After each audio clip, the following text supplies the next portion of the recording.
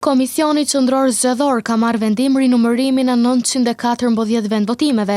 nga 2557 sa ishin në zgjedhjet e parakohshme të 28 dhjetorit.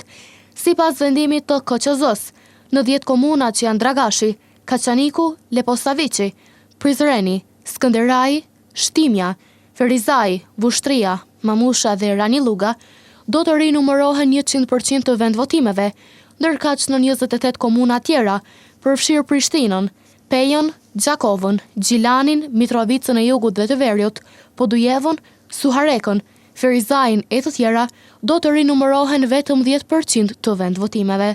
Ndërkaq për informata më të detajuara në lidhje me komunën e Gjakovës, kemi kontaktuar me Armir Rexhajin, zyrtar i lartë komunal për zgjedhje, ku jemi njoftuar se KQZ ka marrë vendim që të gjitha komunat me 10% të rinumërohen për shkak të sigurisë së procesit të numërimit të votave në QKN,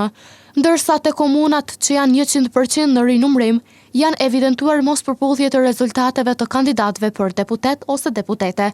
Në Gjakov nuk kemi ndonjë vendvotim që ka të gjetura për mospërputhje, mirëpo është duke u realizuar metoda e rastësishme e rinumërimit të 10% të vendvotimeve.